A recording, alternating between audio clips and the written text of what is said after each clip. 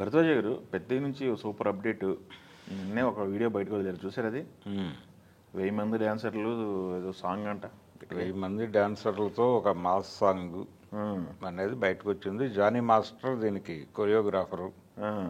Johnny master choreograph చేసినటువంటి big songs అన్ని పర్టికులర్గా రామ్ చరణ్ సినిమాలకి గతంలో చాలా పెద్ద ఇంపాక్ట్ క్రియేట్ చేసిన పాటలే. అవునవును. అందుకని ఈ పాట కూడా ఆ లెవెల్లో ఉండటంతో పాటు జానీ మాస్టర్ ఈ పాట ద్వారా చాలా సాధించాలనుకుంటున్నాడు అనేటువంటి ఒక స్పెక్యులేషన్ దీనికి యాడ్ అయింది ఇప్పుడు. అంటే ఈ మధ్య కాలంలో ఆయన వివాదము, ఆయన జీవితము, ఆయన కెరియర్ని తిరిగి ఒక నెక్స్ట్ స్టేజ్కి డ్రైవ్ చేయాల్సినటువంటి ఒక అవసరం ఉంది ఆయన. ఆ డ్రైవ్ చేయటానికి ఈ పాట ఉపయోగపడుతుంది అనే ఉద్దేశంతో ఆయన ఎక్కువ కేంద్రీకరణ పెట్టడం వలన ఇప్పుడు 1000 మంది డాన్సర్లను పట్టుకొచ్చి ఇన్వాల్వ్ చేశారు ఈ పాటలో అనేది ఒకటి. అదే హీరో ఇంట్రడక్షన్ సాంగ్ అనో ఇది అంటున్నారు, వినపడుతుంది. అది హీరో ఇంట్రడక్షన్ సాంగ్ అయ్యే అవకాశాల కంటే కూడా ఇది ఏదో సందర్భానికి సంబంధించిన వ్యవహారమే. Okay okay. అంటే సినిమాలో ఒక హై ఎమోషన్లో ఒక పాట పెట్టడం అనేది మనకు ఒక ట్రెడిషన్ నడుస్తుంది. అవును.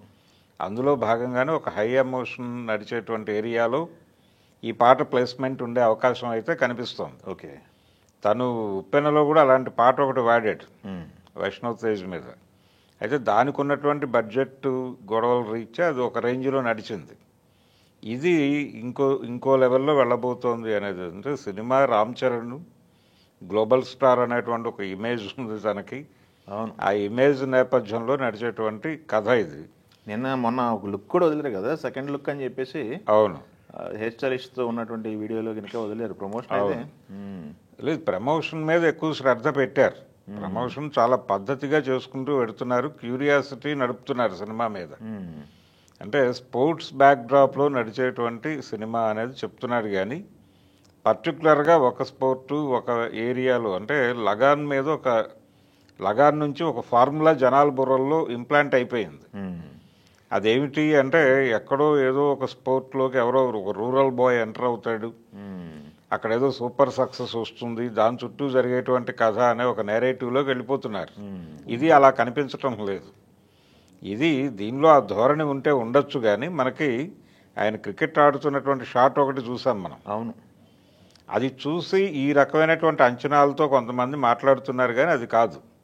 ఈ సినిమాలో ఇంకా చాలా అంశాలు ముడిపడి ఉన్నాయి. దాని చుట్టూ నడిచేటువంటి ఇతర వ్యవహారాల మీద కూడా సినిమా ఉంటుంది. స్పోర్ట్స్ చుట్టూ జరిగేటువంటి ఇతర అంశాల మీద కూడా దాడి ఉంటుంది ఈ సినిమాలో. అందుకని ఇది చాలా బిగ్ స్కేల్ సినిమా. వీళ్ళు గ్లోబల్ మార్కెట్ని రీచ్ అవ్వాలనే ప్రయత్నం ఒకటి చేస్తున్నారు. అవును. అందుకని కాన్షియస్గా స్క్రిప్ట్ మీద రకరకాల స్పెక్యులేషన్స్ నడవటం అవసరం కాబట్టి అవసరాన్ని లీడ్ చేస్తూనే నడుపుతున్నాడు ఆయన బుచ్చిబాబు. రెహమాన్ మళ్ళీ పాట అంటే రెహమాన్ మళ్ళీ మ్యూజిక్ దిగి రెహమాన్ మ్యూజిక్. ఎస్. రెహమాన్ కూడా నిజానికి ఈ సినిమా ద్వారా తనకు ఒక అపప్రద ఉంది. అంటే తను స్ట్రైట్గా తెలుగు సినిమాలు చేసి హిట్ కొట్టాడా అనే చర్చ పట్టుకొస్తున్నారు. ఏమ్మాయి చేసావే అనే సినిమా ఒక పద్ధతిలో అతనికి పెద్ద విజయాన్ని ఇచ్చినటువంటి సినిమా అది. అవును. కానీ ఒక మాసీ సినిమా పెద్ద హిట్ పడలేదు.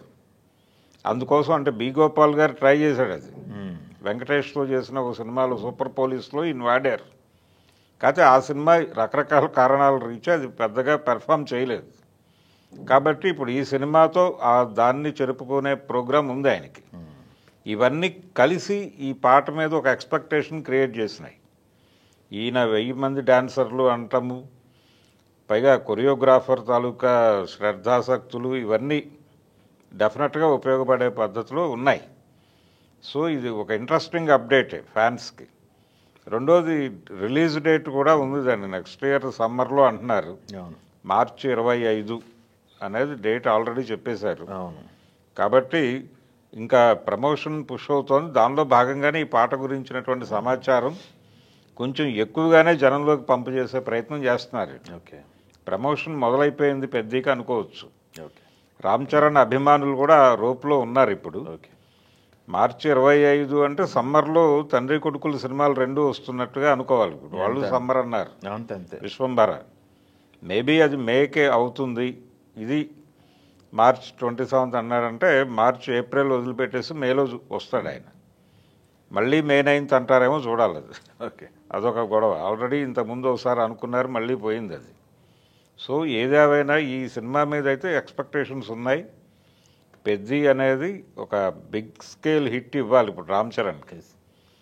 అందరి అంచనాలు ఆ సినిమా మీద, అందరి కళ్ళు ఆ సినిమా మీదే ఉన్నాయి. ఆ అంచనాల మేరకు ఆయన కృషి చేస్తున్నాడు అనే అప్డేట్ ఇప్పుడు వచ్చింది. డెఫినెట్గా పెద్ది అందరి ఆశల్ని నెరవేరుస్తుందని అయితే అనుకుందాం. Okay, thank you.